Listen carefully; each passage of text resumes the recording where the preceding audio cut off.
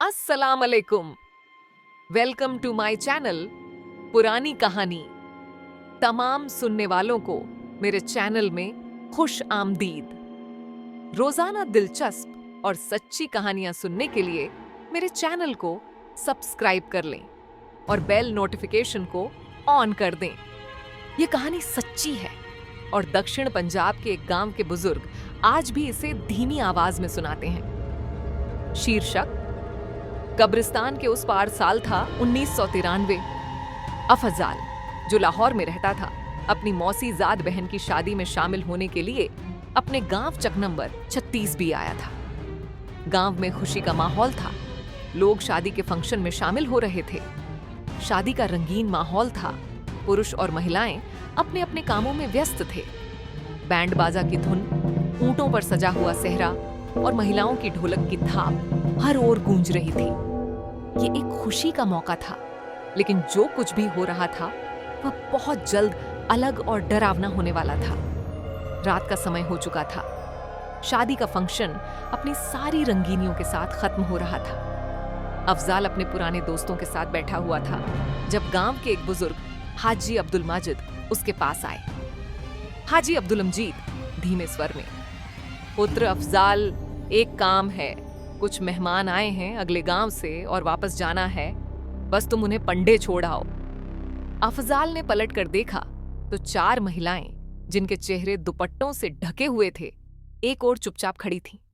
उनमें एक छोटी बच्ची भी थी, शायद 8-9 साल की। अफजाल थोड़ा हैरान होकर, पैदल छोड़ आऊं हाजी साहब, गाड़ी भी नहीं मिली। हाजी साहब ने हल्की मुस्कान दी। बस तुम पंडे तक चलो, थोड़ी ही राह है। अफजाल ने थोड़ा झिझकते हुए हां कर दी। वह महिलाएं धीरे धीरे उसके साथ चलने लगीं। पूरा गांव नींद की गोदी में था और रात का अंधेरा गहरा चुका था। रास्ता शुरू हुआ। गांव के किनारे से बाहर निकलते ही अंधेरा और गहरा हो गया। चांद बादलों में छिप गया और चारों ओर सिर्फ खेत, कीकर के पेड़ और सनसनाती हवा के झोंके थे। फिर अचानक अफजाल को ऐसा महसूस हुआ जैसे कुछ दूर एक साया खड़ा हो, बिल्कुल जिंग पेड़ के नीचे। उसने अपनी आंखें मलकर देखा, लेकिन साया वहीं खड़ा था। जब वह थोड़ा करीब पहुंचा तो साया धीरे धीरे गायब हो गया, जैसे कभी था ही नहीं। अफजाल धीमे से, बीबियां, क्या तुमने वो साया देखा? लेकिन महिलाओं ने कोई जवाब नहीं दिया। वे चुप थीं, जैसे हल्की हल्की सांसें ले रही हों, बिना कुछ कहे बस चलती जा रही थीं। फिर रास्ते में आया कब्रिस्तान। पुरानी कब्रें, पुराने कब्रों के पत्थर और उन पर झुके हुए कीकर के पेड़। वातावरण में एक अजीब सी बदबू थी, नमी, मिट्टी और कुछ ऐसा जो शब्दों से नहीं कह सकते। कब्रिस्तान के बीचों बीच अफजाल को एक चीख सुनाई दी, एक महिला की चीख, बहुत करीब से। वह घबराकर पलटा, लेकिन महिलाएं अभी भी उसके पीछे थीं। उनके दुपट्टे कसकर बंधे हुए थे, लेकिन एक महिला की गर्दन बहुत लंबी लग रही थी, असामान्य रूप से लंबी। अफजाल के कदम लड़खड़ा गए। उसे ऐसा लगा जैसे जमीन खिसकने वाली हो।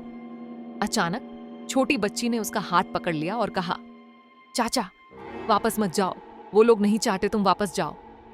यह कहकर बच्ची आगे दौड़ गई, कब्रिस्तान के दूसरी ओर। अफजाल उसके पीछे दौड़ा, लेकिन जैसे ही उसने कब्रिस्तान की आखिरी दीवार पार की, सामने कुछ भी नहीं था। महिलाएं भी गायब थीं, बच्ची भी। वह अंधेरे में अकेला खड़ा था। फिर अचानक वही साया जो पहले देखा था, अब बिल्कुल पास। वह अफजाल के पास झुका और धीमी आवाज में बोला, तुम नहीं जानते, जिन्हें तुम ले आए हो वो इंसान नहीं थे। अफजाल बेहोश हो गया। जब होश आया, वह गांव के एक खेत में पड़ा था। उसकी जुबान बंद थी, गला सूखा था और उसकी आंखें हैरान होकर खुली हुई थी। जब उसे गांव वापस ले जाया गया तो हाजी अब्दुल मजीद ने बस इतना कहा, वो रास्ता बंद है, वो मेहमान हमारे नहीं थे। अगर आप और इस तरह की सच्ची हकीकत पर आधारित और खौफनाक कहानियां सुनना चाहते हैं तो कमेंट्स में बताएं। शुक्रिया।